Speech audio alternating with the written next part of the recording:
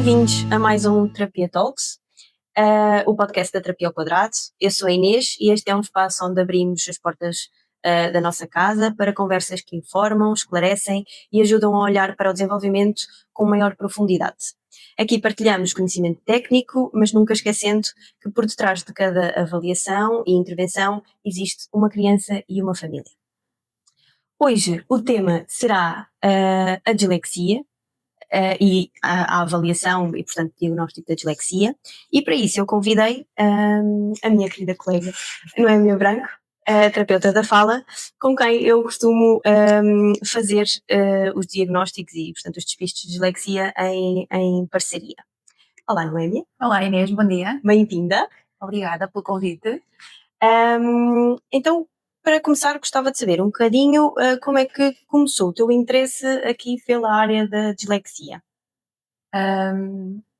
Aqui, sobretudo na dislexia, o que me apaixona é mesmo o que está por trás do chegar a desse diagnóstico. Acompanho muitas crianças com questões de leitura e escrita e é preciso perceber aqui, quando se trata de leitura, alterações de leitura e escrita, que não são uma dislexia, porque são duas coisas bastante distintas.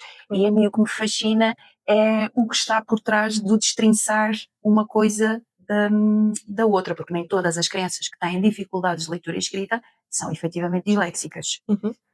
Sim, e eu acho que essa é uma parte também que me entusiasma bastante, pelo menos eu gosto bastante de fazer despistes de dislexia, porque gosto particularmente do ir à procura, do documentar muito bem de onde é que vêm as dificuldades, de perceber ligações entre a parte neuropsicológica e depois a parte realmente da sintomatológica da leitura e da escrita, que costumas ser mais tu a avaliar, e eu acho muito interessante fazer esse diagnóstico diferencial, e é preciso fazer aqui uma grande exploração das questões da criança e é o que mais me entusiasma, é uma coisa que me dá mesmo prazer, pronto, fazer esses despistes, e como acabo por te ter como parceira que me dá aqui uns inputs mais relacionados com a terapia da fala, que são questões que, pronto, que eu não estou tanto por dentro, pronto, as questões de linguagem e por aí fora que tu avalias de uma forma muito mais aprofundada e depois conseguimos fazer aqui uma troca de impressões que eu acho que é muito rica e que ajuda bastante ao diagnóstico diferencial. Acho que tu referiste aí um termo-chave que é exatamente esse, que é diagnóstico diferencial. E é isto que acaba exatamente por nos dar aqui este gozo deste exercício cognitivo, que é exatamente isso, que é a dislexia não pode ser justificada por outras questões, e exatamente por isso é que nós temos que fazer todo este trabalho de despiste e excluir aqui outras coisas que possam estar aqui a comprometer os desempenhos na leitura e na escrita. O diagnóstico diferencial é sem dúvida aqui chave e fulcral, porque excluindo alterações de determinado foro ou de outras áreas, é que nos permite dar aqui uma robustez a este diagnóstico da perturbação da aprendizagem específica, portanto, aqui da dislexia. Sim, exatamente, porque nós não temos uma prova que nós possamos aplicar e se do ponto de corte X para cima ou para baixo diagnosticarmos com a presença ou a ausência da dislexia, não é? Portanto, é aqui uma questão muito complexa, que tem aqui várias origens, portanto, tem fatores genéticos, há aqui uma origem neurobiológica, e que, apesar de aquilo que vem no DSM, não é? São sintomas, não é? E é com base nesses sintomas que nós depois vamos dar ou não o diagnóstico, mas a forma como nós conseguimos perceber se esses tais sintomas são de facto derivados da dislexia e não de outra coisa, é depois toda a restante avaliação que nós fazemos, tanto da parte linguística como da parte neuropsicológica, e aqui uma junção do perfil cognitivo da criança, não é? Das manifestações que vamos vendo e que nos são-nos ditas, que acontecem na escola e em casa, e portanto é a conjunção disso tudo que nós depois conseguimos aí chegar. Então, queria que falássemos aqui um bocadinho sobre esta questão de ser uma dificuldade na leitura, mas que nem toda a dificuldade na leitura se encaixa como sendo dislexia. Gostava que me falasse um bocadinho da tua experiência, não é, com crianças que têm dificuldades aqui na leitura, mas que não são disléxicas, ou seja, como é que tu vais fazendo esta distinção? Da experiência que eu tenho tido, tem muito aqui a ver com as características da própria leitura em si, só a sonoridade da leitura da criança que está à minha frente, elas têm características muito próprias e são aqui diferentes.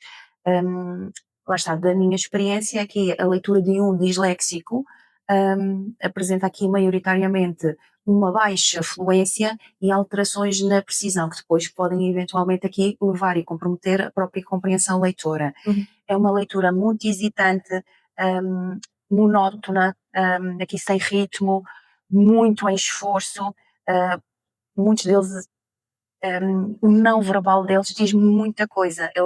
O esforço que eles estão a fazer para tentar fazer a descodificação, portanto, a leitura, que muitas das vezes é pela via fonológica, portanto, letra-som, portanto, uma leitura muito morosa, muito silabada, sem respeito pelos aspectos suprassegmentais, portanto, sem respeito aqui pelos sinais da pontuação. Por outro lado, crianças não sendo disléxicas têm dificuldades, mas não apresentam estas características de uma forma muito marcada.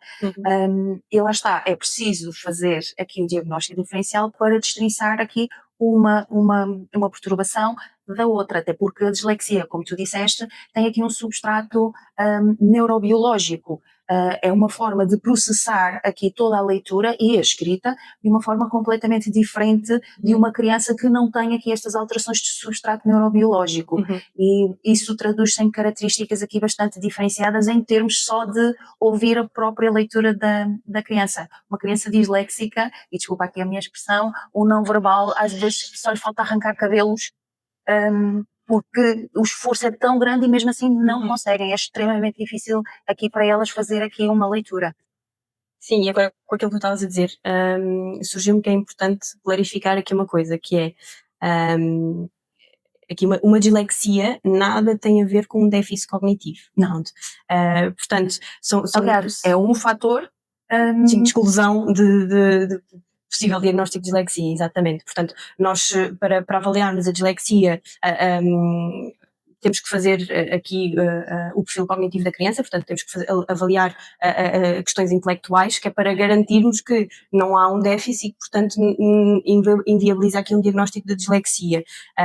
Mas isto para esclarecer que esta incapacidade da leitura, não é? Esta dificuldade extrema em ler, não tem a ver aqui com um déficit, não é? Uma incapacidade cognitiva, mas sim com aqui alterações mesmo neurobiológicas que têm a ver com o desenvolvimento da criança e que não têm a ver com uma questão concreta de incapacidade. Portanto, é algo específico, portanto, as alterações do cérebro têm a ver especificamente com estas questões da leitura e não impactam em outras capacidades do criança. Exatamente. Se calhar aproveitava aqui para desfazer aqui um dos mitos, que é a criança, tu és burra ou tu és preguiçosa, não lês porque não queres, porque quando queres tu até lês. Não. Sim. Não se trata de nada disso. Não são burros, não são preguiçosos, têm sim muitas flutuações aqui nos desempenhos deles. Daí aqui, quando queres tu até consegues. Sim. Só que tu até consegues. Dos outros, não é? Quando queres tu consegues, é um esforço cognitivo gigantesco, portanto está a dar tudo para tentar ler e nem sempre é bem sucedido. Portanto, há aqui flutuações nos desempenhos, seja na leitura, seja na própria escrita. E flutuações que podem acontecer de manhã para a parte da tarde no seu dia-a-dia, porque lá está, já estão mais cansados, o esforço todo a que estão sujeitos durante um dia inteiro numa sala de aula, onde praticamente tudo está dependente de tarefa de leitura e de escrita, e isto é uma sobrecarga, um cansaço mental muito grande para eles. Portanto, há aqui também estas flutuações que convém serem clarificadas. E que são até aqui algo que nos indica que podemos realmente estar perante uma dislexia, não é? Mas que é visto, lá está, pelos outros como aqui uma preguiça ou com uma falta de vontade, e que nada tem a ver com isso, não é? Tem mesmo a ver que para eles conseguirem fazer a leitura têm que fazer um esforço tremendo e nem sempre são bem sucedidos, não é? E como tu estavas a dizer, também o cansaço acaba por influenciar muito aqui também as flutuações deles, mas lá está, é uma característica dos disléxicos e não uma questão que nos diz que não é dislexia por haver estas tais flutuações. Ok, então agora queria falar um bocadinho sobre as áreas que nós costumamos avaliar. Pronto, eu falo primeiro aqui, eu em termos neuropsicológicos avalio aqui essencialmente lá está, a função intelectual, portanto aplico uma prova de inteligência para saber qual é que é o QI da criança, e depois também aplico aqui especialmente a nomeação rápida e também a consciência fonológica para termos aqui dados normativos do estado e da capacidade que a criança tem ou não para estas manipulações. Também temos aqui, fazemos uma avaliação particular da memória de trabalho, porque também sabemos que está bastante implicada nestas situações, e existem também uma série de perfis cognitivos que nós conseguimos extrair destas provas que aplicamos, que nos aqui aumentam a probabilidade de que a criança tenha realmente esta dislexia, porque como eu estava a dizer anteriormente, nós não temos uma prova que aplicamos e que nos conseguimos chegar à conclusão de, ok, tem ou não tem, não é? Isto vai por aproximação, ou seja, nós, tudo aquilo que vamos aplicando é aqui num sentido de excluir outras coisas que não são, não é? E termos aqui vários dados que aumentam a probabilidade de realmente estarmos perante uma dislexia. Sim, porque indo aqui neste sentido, e há muita evidência científica e robusta, aqui já nesta área, mesmo em Portugal, portanto, evidência científica portuguesa para a nossa população, há características e perfis, como tu estavas a dizer, lá está, porque nós discutimos os casos, vão percebendo aqui um bocadinho isto, há perfis neurocognitivos ou neuropsicológicos que são mais característicos de ser estarmos perante uma criança com uma dislexia.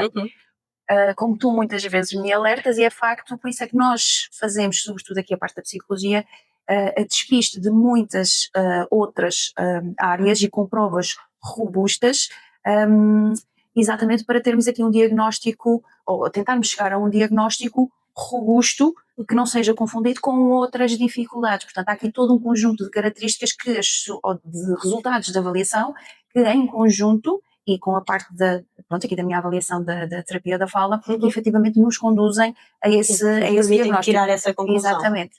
Exatamente. Ok.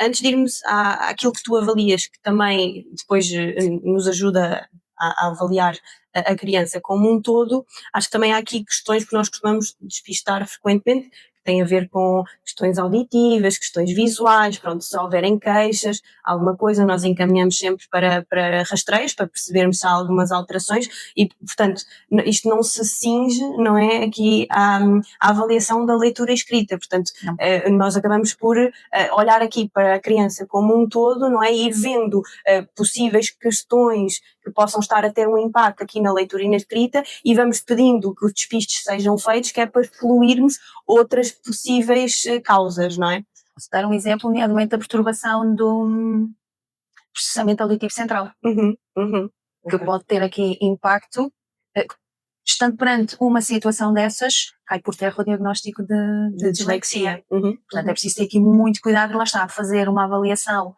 muito bem feita e uma análise global de todo o desenvolvimento da criança, porque lá está, aqui mais uma das coisas que nos podem dar aqui um diagnóstico mais robusto é a anamnese.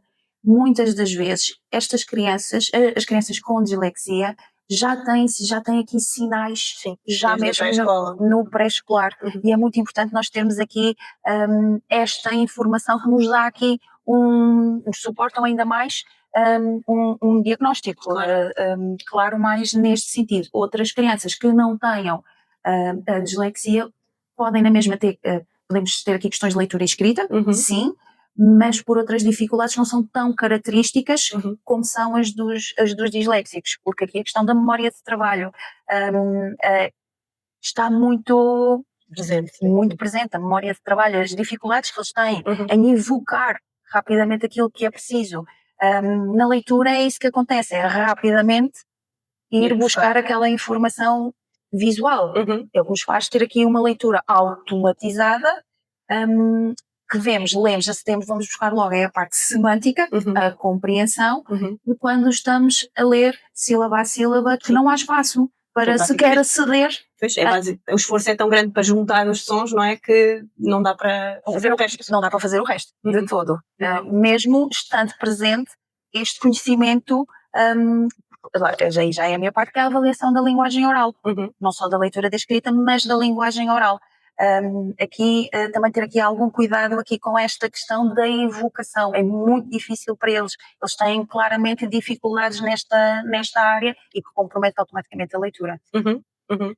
Surgiu-me outra coisa que também acho bastante relevante de referirmos, que é que a dislexia não aparece, não é uma coisa que nasce com a criança. Daí nós conseguirmos ir aqui um bocadinho ao historial da criança, à anamnese, para perceber aqui sinais que já podem vir desde da pré-escola. Portanto, é uma coisa que é ao longo da vida, que nasce com a criança, daí ter uma origem neurobiológica, e não é uma coisa que a pessoa ganha ou que a pessoa desenvolve. Pronto, acho que isso também é uma coisa importante. Também é importante aqui, indo nesta linha, que é a dislexia não se cura, nem vai desaparecer. Exatamente. É uma perturbação do neurodesenvolvimento, vai acompanhar a criança, o adolescente e o adulto durante toda a sua vida. Conseguindo identificá-la, diagnosticá-la e com a intervenção adequada, com as estratégias, melhora-se aqui estas... impacto. Exatamente, reduz o impacto, mas ele não vai desaparecer. Sim.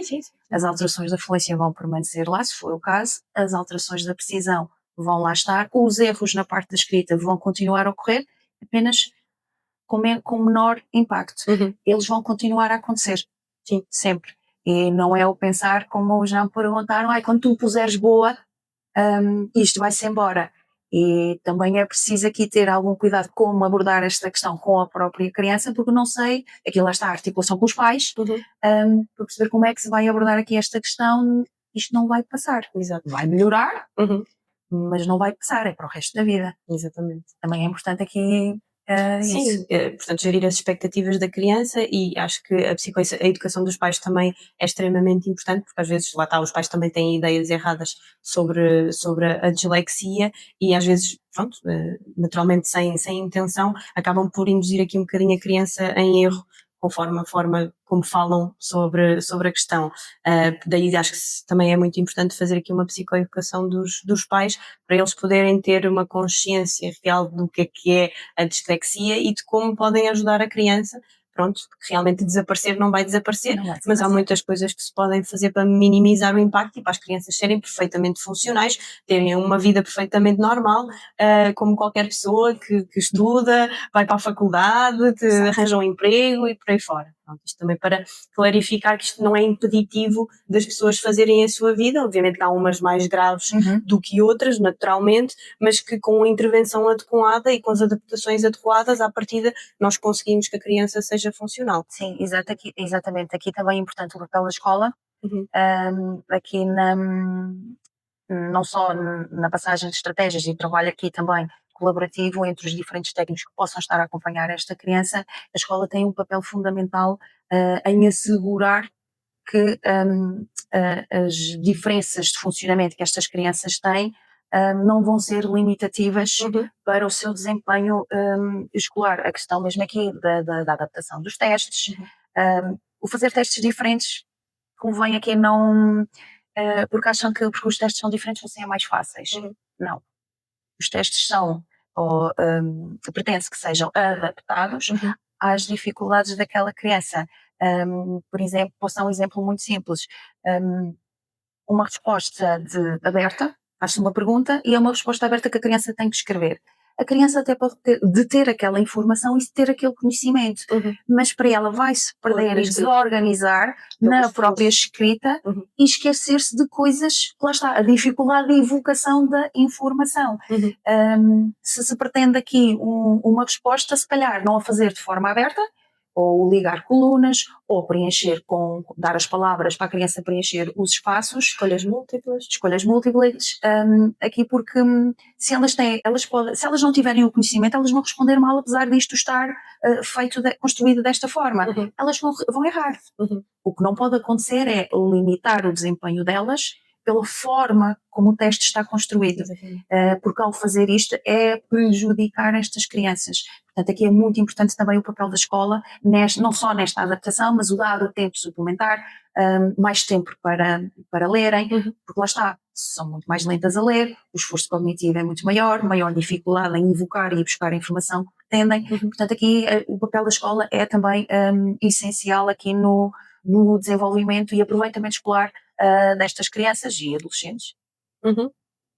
Ok, então, e aqui especificando um bocadinho a parte que tu costumas avaliar, descreve-me o que é que a parte que tu costumas avaliar quando nós fazemos despistes. Avalio, faço uma avaliação da linguagem oral, faço também aqui, aplico algumas provas aqui exatamente para despistar questões auditivas, ou como possam levar também aqui a pensar numa possível perturbação do processamento auditivo central. Portanto, lá está o diagnóstico diferencial. Depois faço a avaliação bastante minuciosa, aqui sobre as questões do processamento fonológico. Portanto, aqui é mais a questão da consciência fonológica nos diferentes estadios que devem ser avaliados para perceber aqui se esta criança efetivamente consegue ou não fazer aqui as ditas manipulações, sejam as silábicas, sejam as fonémicas. Depois, o que vai dar também aqui robustez é a prova da consciência fonológica da banca que tu aplicas, porque aí temos dados normativos e robustos. Eu faço aqui uma avaliação já em níveis mais baixos. Faço também a avaliação da leitura, não só de texto, mas também leitura de palavras, especificamente 3 grupos, portanto palavras isoladas, palavras simples, palavras regulares, palavras irregulares e as pseudopalavras. Porque é esta informação que me vai orientar ou dizer, vai-me dar informações para eu tentar perceber aqui as vias leitoras desta criança como é que estão. Se será aqui a via lexical estará mais afetada, ou se será a via mais fonológica, ou até aqui as duas. Porque é que é importante fazer a avaliação da leitura de texto e a da leitura de palavras? A leitura de texto para crianças que na oralidade são muito boas e que têm um nível cognitivo dentro do normativo, dentro do esperado, eles vão se socorrer de todas as informações que detêm para fazerem a leitura do texto. Portanto, o número de erros se calhar vai ser aqui menor, porque consegue ser camuflado pelo contexto que o texto lhes vai dando. Nas palavras isso não existe. São palavras isoladas, não há qualquer tipo de ajuda ou de contexto de pista, para que ele possa fazer aqui uma melhor leitura da palavra. Portanto, é preciso aqui às vezes perceber isto, porque imagina, e acontece muitas das vezes, sabes disso, a precisão da leitura do texto depois acaba por não bater muito certo, ou seja, pode ser um bocadinho melhor, não batendo aqui certo com a leitura de palavras isoladas. Porque é que a precisão me sobe, ou melhor, porque é que a falta de precisão é mais elevada nas palavras do que na leitura de texto? Pode ser exatamente aqui por estas questões de pista e de contexto que o texto dá e as palavras não dão. Fazendo aqui esta análise e em conjunto com as provas que tu aplicas, é que podemos aqui diagnóstico diferencial, excluir tudo e não há mesmo mais nada que possa justificar aqui este diagnóstico ou estas dificuldades que a criança apresenta. Certo. E pronto, e depois aqui na sequência acabamos por analisar em conjunto, neste caso específico ajuda-me, tu acabaste de dizer da precisão, isso.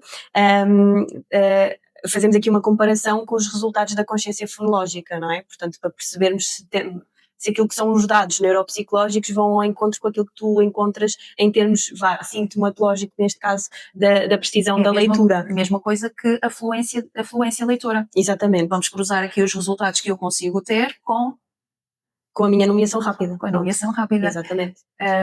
Fazemos aqui este cruzamento de informação e não só, também outras, por exemplo, tarefas de manipulação exigem muita memória de trabalho, também faço avaliação de memória auditiva, fonológica, portanto na minha área, não a vossa memória, são áreas aqui um bocadinho diferentes. Aqui também pedindo, dentro do despiste, também costumo fazer as provas de discriminação auditiva. Sim.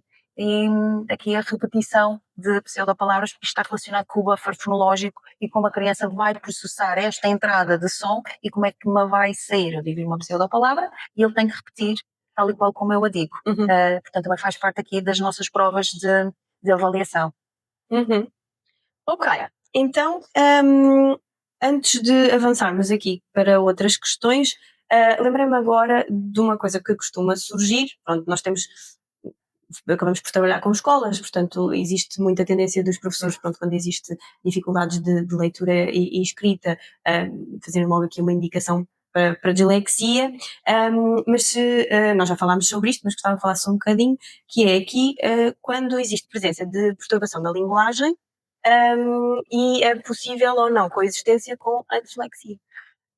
Bem, isso é um assunto ainda aqui um pouco sim, não há, exatamente. É controverso, não existe ainda aqui propriamente um consenso relativamente aqui a esta exclusão. Se tem uma perturbação da linguagem, exclui uma dislexia. Temos de ter aqui algum cuidado com isto. Depende muito aqui da linha de raciocínio teórico que nós seguimos. No entanto, de acordo com o DSM-5, efetivamente o que está lá escrito na perturbação da linguagem pode coexistir com a perturbação da aprendizagem específica. E se formos aqui a pensar mais sobre isto, linguagem, 4 áreas: morfossintase, semântica, fonologia e pragmática. Nos disléxicos, o que é que acontece? A fonologia está lá, pronto. Portanto, se eu sei, exatamente, está afetada. Sim. Podendo as outras 3 áreas estarem dentro daquilo que é o normativo. Acaba na mesma por estar dentro do que é uma perturbação da linguagem, que é uma das áreas da linguagem que nós avaliamos. Aqui no fundo podem coexistir uma com a outra. Aqui mesmo é a questão de que linha de raciocínio é que nós seguimos. Acredito que futuramente a perturbação da aprendizagem específica, portanto aqui a dislexia, se calhar poderá se tornar aqui mesmo uma perturbação da linguagem, porque a fonologia está afetada. E depois são crianças que, pelas dificuldades que têm de leitura, o esforço, obviamente que elas vão recusar fazer isto, são crianças que vão estar menos expostas a diferentes estruturas frásicas a quando da leitura. Morfossintase, compreensão. Menos expostas a palavras diferentes, a novos conteúdos. Ou seja, depois começa a haver aqui uma efeito das dificuldades, não é? Que não era uma perturbação da linguagem, mas passa a ser. Vai passar a ser. Portanto, isto é aqui um bocadinho ainda muito controverso. Certo. Mas podem, de acordo com o DSM-5, podem coexistir. Exato. Pronto, mas era isso mesmo, queria que falasse um bocadinho sobre isso, porque às vezes acontece haver aqui algumas confusões com os professores também, pronto, que também acabam por ir tendo algumas informações e acabam por tirar as suas conclusões, mas pronto, como não é uma visão especializada, existe aqui meandros que é importante ir dissecando para se fazer um diagnóstico preciso. Agora falando um bocadinho, nós já falamos aqui um bocadinho da discrepância entre, portanto, a capacidade intelectual da criança, que foi aquilo que eu estava a dizer há pouco, de que não pode haver um déficit para depois ser diagnosticada dislexia e daí ser um critério a avaliar para nós podermos avançar, mas gostava que me falasses um bocadinho especialmente da discrepância entre o funcionamento verbal, oral, não é? Portanto, a forma como a criança se apresenta verbalmente e depois quando existe uma grande discrepância para a parte da leitura e escrita, não é? Como é que nós vamos vendo isto e como é que vamos avaliando isto? Estas crianças, lá está, uma dislexia é uma dificuldade na leitura e na escrita. Portanto, em termos orais, em termos de linguagem oral e de riqueza, podem ser excelentes. Uhum, E já tive casos desses, na oralidade, espetaculares, vamos para a leitura e para a escrita, catástrofe. uhum, E há aqui realmente, sobretudo na parte da escrita, isso é muito visível. Crianças que têm um discurso, uma conversa connosco, um discurso oral riquíssimo, cheio de estruturas frásicas, muito vocabulário, e depois vamos à escrita de uma pobreza, uma desorganização, uma falta de coerência gigante. Isto é abismal. sim. Há casos mesmo que é surreal a diferença entre o oral Uhum. e depois o passar para a escrita. Sim, não passa, não é? O Não passa. conhecimento que eles têm Eles não passa. conseguem. É muito difícil para eles fazer só a própria organização. Uhum. Para eles é difícil fazer isto, o organizar, o dar coerência, coesão, um texto, uma história simples, minimamente organizada. Depois, introduzir estruturas frásicas diversificadas. Se eles já não fazem muita leitura, vai ser mais difícil ainda para eles conseguirem reproduzir isto na própria escrita deles. Uhum. E o vocabulário falha. Não porque eles não o saibam, é porque é difícil para eles ir buscá-lo e aplicá-lo e escrevê-lo. Uhum. São produções muito, muito pobres mesmo. É abismal isto acontecer e vê-se mesmo. Uhum. É claríssimo. Sim, aí pronto, temos uma discrepância mesmo grande, conseguimos identificar claramente, não é? Mas também existem outros casos em que as crianças não são assim particularmente ricas na oralidade, não é? Uhum. Mas que também têm uma dislexia. E aqui é que às vezes pode ser um bocadinho mais difícil fazer esta diferenciação. E aí nós socorremos do resto, não é? É mais ou menos isso. Pronto, portanto, acabamos por ir buscar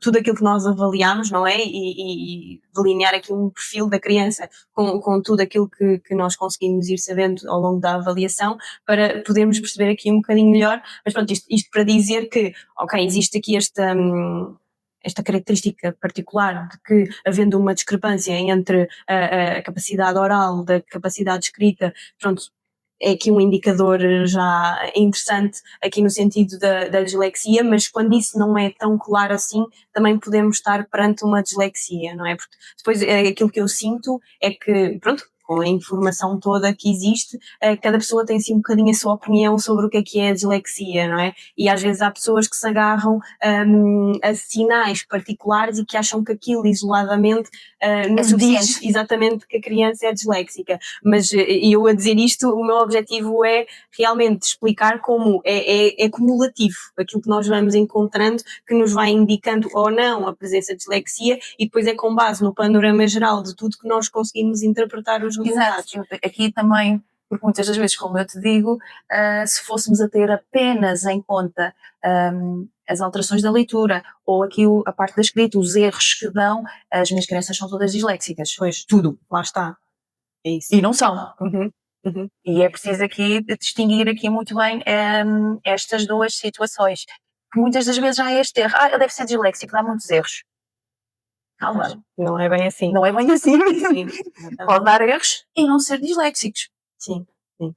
Sim, pronto, nós fazemos esta avaliação da dislexia, não é? Mas como tu acabas por avaliar também a parte da escrita, depois também fazemos aqui uma avaliação de uma possível disortografia ou não, pronto, que às vezes vem a acompanhar, outras vezes não.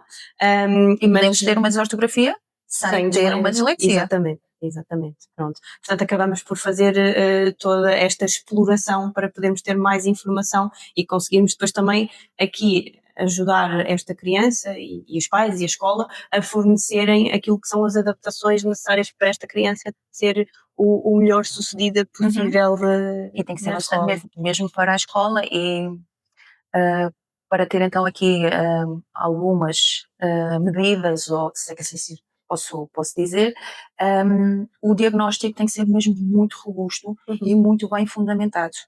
muito bem mesmo. Se não dá asas aqui às falsas dislexias ou só para beneficiarem de determinadas adaptações ou adequações ou outro tipo de situações aqui na escola, e não é aqui de todo o que se pretende com este tipo de diagnóstico. Exatamente. Ok, então aqui já numa reta final. Até porque, deixa-me só acrescentar, que lembrei-me depois, entretanto, quando estava a falar, esqueci-me. A dislexia, situação de aprendizagem específica, mede-se e identifica-se. Sim, claro. Atenção, não é eu amo, não é um machismo. Exato. É? Sim, tem parâmetros concretos e objetivos que nós conseguimos avaliar com provas, com normas e que, pronto, conseguimos medir, lá está. Como eu disse, não é uma coisa de conseguimos ter a certeza absoluta de sim ou não, porque não temos, ainda não existe nenhuma prova de imagiologia, por exemplo, para ver o cérebro da criança e para conseguir identificar. Temos neuroimagem ou não, conseguimos ver o funcionamento. Sim, mas não consegues determinar com certeza a presença ou a ausência, portanto não há nenhuma prova concreta que nos possibilite isso, mas já lá está, há muita investigação e temos muitos dados comprovados em que, fazendo uma avaliação destas áreas que nós fomos referindo e vendo aqui a congruência entre o sintoma e a parte neuropsicológica e por aí fora, nós conseguimos chegar pelo menos a um elevado grau de probabilidade da criança realmente ter esta perturbação. Mas como estava a dizer ainda há bocadinho, aquilo que eu queria, para também já aqui entrarmos numa reta final, é falar sobre esta questão de ter que haver uma intervenção antes de nós podermos dar um diagnóstico. Sim, é recomendado que haja esta intervenção, não... também aqui para clarificar, esta intervenção não tem que ser especificamente da terapia da fala, para trabalhar aqui a parte da fonologia e do processamento fonológico. Pode ser também uma intervenção pedagógica. E isto é para quê? Porque sabendo nós que aquelas áreas se encontram alteradas e deficitárias, é para vermos aqui durante este período de intervenção, considerado mais adequado de 6 meses, para ver a permeabilidade da criança aqui face à intervenção. Se houver aqui uma evolução muito drástica, muito grande, se calhar não vai ser uma dislexia. As crianças disléxicas melhoram, mas a evolução é muito mais lenta e os resultados não são assim tão significativos dentro deste espaço de 6 meses. Portanto, toda uma evolução lenta e menor.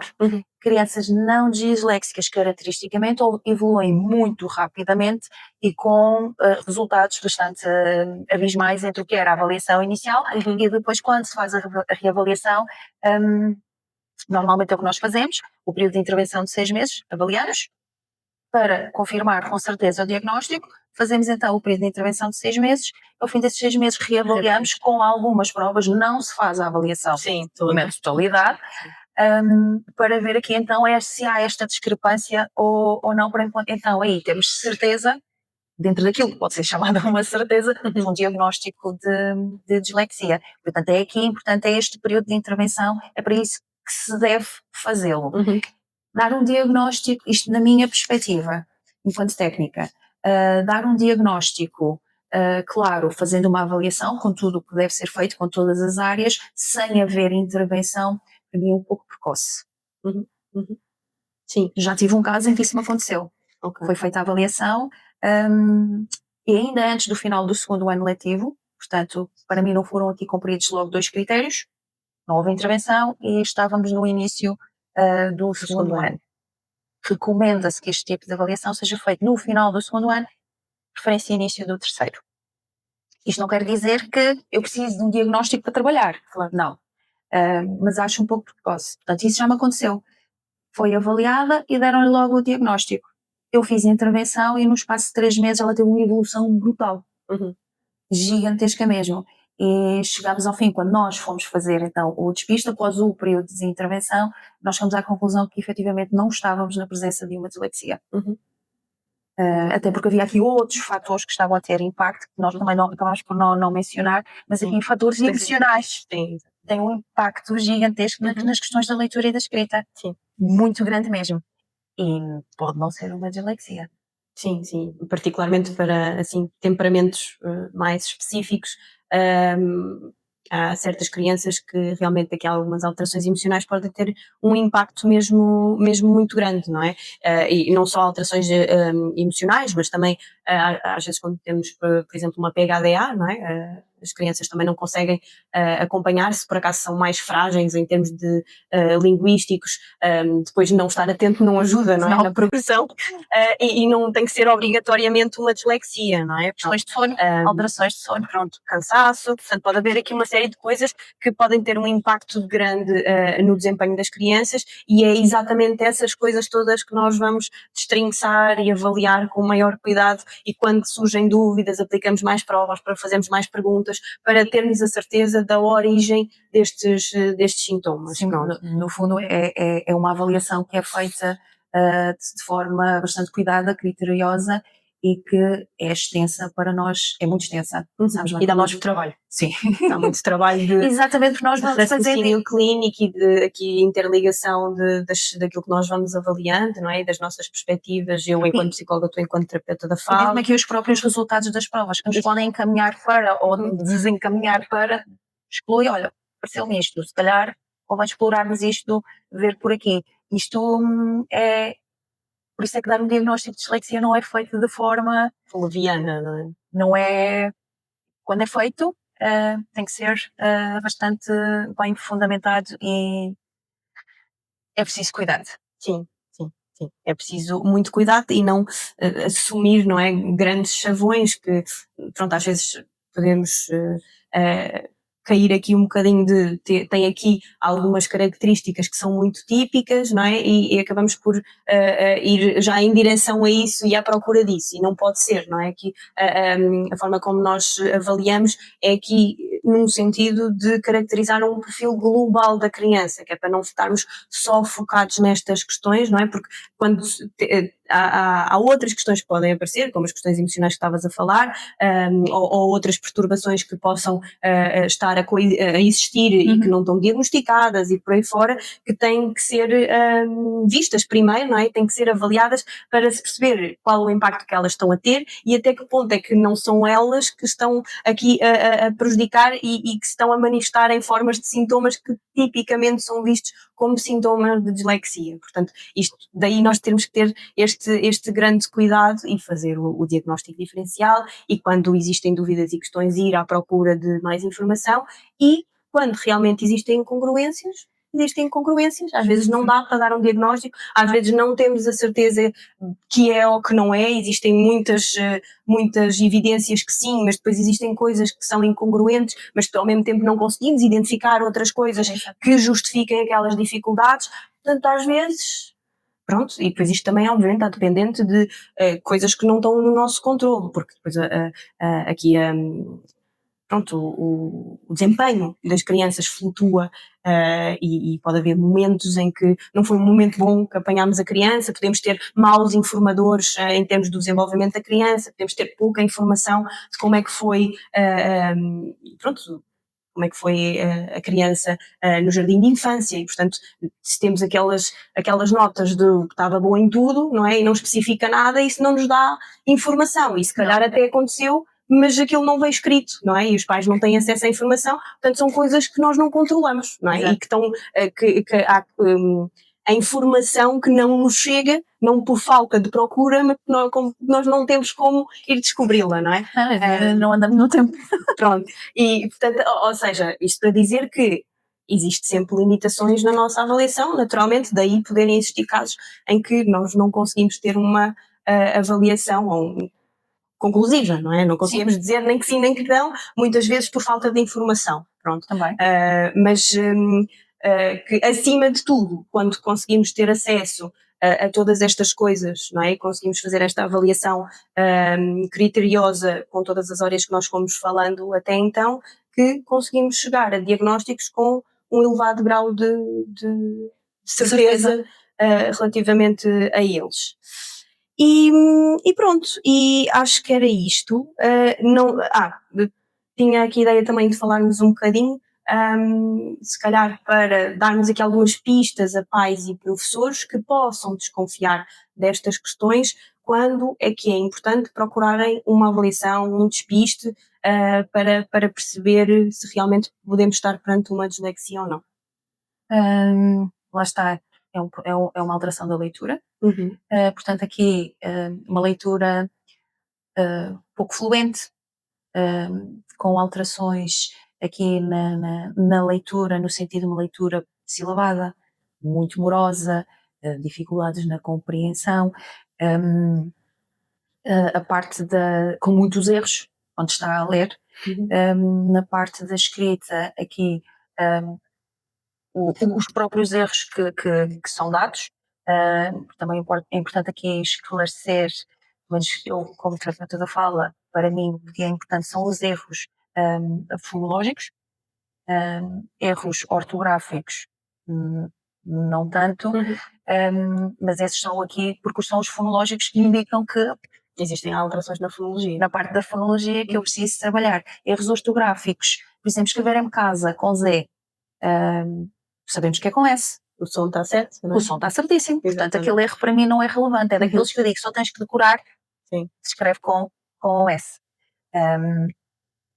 Erros ortográficos ou erros lexicais. Ainda só é outro tipo de erros, que é este tipo de erro. Casa é um erro lexical. Porque eu visualmente eu tenho que saber que é assim que se escreve. Que é assim que se escreve. Outras trocas na escrita, de trocas de consoantes, porém pes ou mes em vez de des, ou de vogais. Mais aqui com a questão de se a criança me põe os em todo o lado para terem o som U, porque lá está, é lexical, tem que se decorar que aquelas palavras são com U ou não com O. Portanto, aqui há erros característicos na própria escrita e a leitura é aqui mais marcada mesmo pelas alterações do que nós ouvimos. É difícil para eles.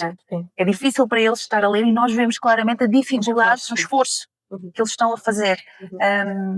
Lá está, sem respeito pelas marcas da pontuação para fazer a entoação, mas isto aqui sim já pode ser sugestivo daqui de uma possível dislexia ou alterações, lá está, ou outro tipo de alterações, além da parte da fonologia, portanto já mais dentro da perturbação da linguagem, portanto para tentar perceber aqui o que é que está na base disto. E qual é a origem. Exatamente. Não confundir aqui, que ainda, infelizmente ainda acho que isto ainda acontece, que é fazerem as substituições das letras em espelho. Sim. Ou seja, questões de lateralidade, não é? E perceptivas que antigamente eram consideradas como um fator de ele fez-me um Q em vez de um P. Sim, ok. Sim, isso não nos dá informação nenhuma sobre a dislexia, exatamente. Se não me dá, e não é critério já. Sim. Sim, que depois, pronto, eu acabo por tentar perceber, em termos perceptivos, se existem aqui algumas questões para lá está, fundamentar de onde é que vêm estas questões perceptivas, não é? E até que ponto é que têm impacto nestas dificuldades que são descritas, não é? Mas, ou seja, outra vez, é como uma questão diferencial, portanto, para nós percebermos de onde é que aquela dificuldade vem e não para associá-la como sendo um critério para... Não é um sinal de alerta. Exatamente. Não é. Pronto, exatamente, é isso mesmo. Pronto, e acrescentando a estas questões, depois temos também aqui aquilo que os professores vão vendo, não é? Que é uma diferença na capacidade de dar resposta a perguntas orais na sala e depois naquilo que eles mostram nos testes, não é? Portanto, aqui a diferença entre o desempenho oral para o escrito, como aquilo que nós já fomos falando, e também aqui algumas questões emocionais, que depois acabam por começar a haver aqui evitamentos à leitura e à escrita, aqui uma baixa autoestima em termos de desempenho académico, pronto, que depois podem levar aqui a comportamentos de evitamento e por aí fora, que fazem com que as crianças se afastem, não é? Na cabeça deles é um bocadinho estão a bater por eu estar a dar o meu melhor. Exatamente. Estão a bater, ou seja, sim, eles estão a fazer o melhor que conseguem, não é? E mesmo assim nunca é o suficiente, não é? E ainda são chamados a atenção, porque tu és preguiçoso, é porque tu não estás a tentar, isto não os ajuda em nada. Pois, exatamente. Aqui o importante é mesmo validar. Sim. É validar. ao teu ritmo, como Sim. tu conseguires. É isso, é isso. Eu acho que isso também, acho que é muito importante, esta psicoeducação, relativamente a como lidar com estas crianças, especialmente por estas questões emocionais, porque naturalmente naquilo a que nós não somos bons acabamos por nos tentar afastar, tentar evitar, não é? E isto ao mesmo tempo que, pronto, é um sinal de que alguma coisa não está bem, também contribui depois para uma dificuldade na progressão da aprendizagem, não é? Porque se nós não estamos expostos, não é? Vai ser sempre mais difícil, ainda mais Isso tem difícil um nome. do que quando não estamos. É o efeito Mateus. Não sabia esse nome. Os pobres ficam cada vez mais pobres e os Ok. ricos cada vez mais ricos. Sim, exatamente por causa da exposição, faz sentido. Mas não tinha noção desse termo. As coisas que eu sei. E pronto, olha, gostei muito de falar contigo, falar de uma coisa que eu também gosto bastante, portanto não é nada difícil e também acho que acabamos de fazer aqui um bom trabalho em parceria uma com a outra e acho que é mesmo importante porque há aqui pronto, meandros da parte da linguagem, da leitura e escrita que eu não domino e que sem dúvida é essa parte que tu trazes para pronto, para que nós possamos fazer aqui uma avaliação bem feita, precisa, cuidadosa e para podermos Mas dar aqui também melhores não te dou respostas. só a ti, como tu também me dás a mim.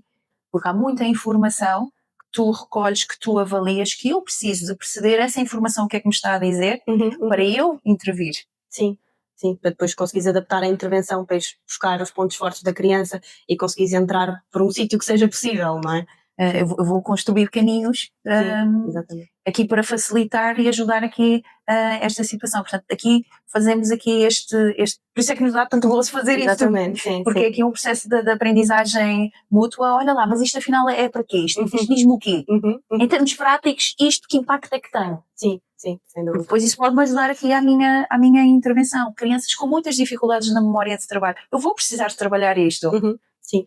Eu preciso trabalhar isto. Claro, sim, sim, porque eles precisam de memória de trabalho para conseguirem fazer manipulação E, fonética. consequentemente, melhorar aqui a parte da precisão leitora. Sim. Eu preciso de questões de nomeação rápida.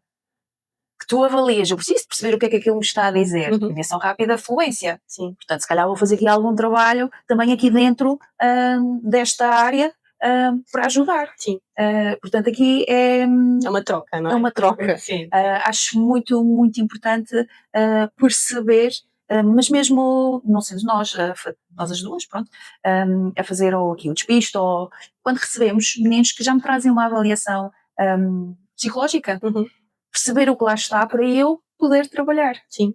Portanto, às vezes, é preciso perceber o que é que me estão a dar. Claro que se eu não perceber, eu chego ao pé de ti, olha, ajuda-me, o que é que isto me está aqui a dizer? Sim, exatamente, isso é que é um trabalho em parceria, não é? Pronto, há coisas que já vamos sabendo porque acabamos por já ter alguma experiência das áreas uma da outra, no entanto, temos sempre aqui a possibilidade de recorrer para podermos estar mais conscientes e informados daquilo que a criança traz, não é? Para podermos fazer a melhor intervenção possível. E há aqui muito impacto na intervenção propriamente dita. Sim. Faz diferença por onde vou intervir, os meus caminhos de intervenção são de acordo com aquilo que eu tenho à minha frente. Claro. Isto não é chapa 5, Exatamente. funciona com um, pode não funcionar com o outro, e as áreas que têm alteradas ou não são diferentes. E eu preciso perceber isto para então fazer uma boa intervenção. Senão vou continuar a bater no ceguinho e não vou ao lado nenhum, não tenho resultados. E vais frustrar a criança. E a mim também. Exato. Certo, bem, nós podemos ficar aqui a falar eternamente sobre isto, que acho que teríamos conversa perfeitamente e há muitas coisas que são muito interessantes de discutir nesta área. Portanto, muito obrigada por ter vindo conversar comigo hoje, gostei muito. Portanto, espero que este tema para vocês também tenha sido pertinente. Se tiverem dúvidas, perguntem-nos nos comentários, que nós poderemos fazer outros tipos de conteúdos a esclarecer. Digam-nos o que é que acharam deste Terapia Talks e partilhem connosco sugestões de outros temas que vos faça sentido para que nós possamos gravar aqui noutras oportunidades. Obrigada, Noémia. De nada, até uma próxima. E até à próxima. Cá os espero. Sabes que ela vai deixar isso, não sabes?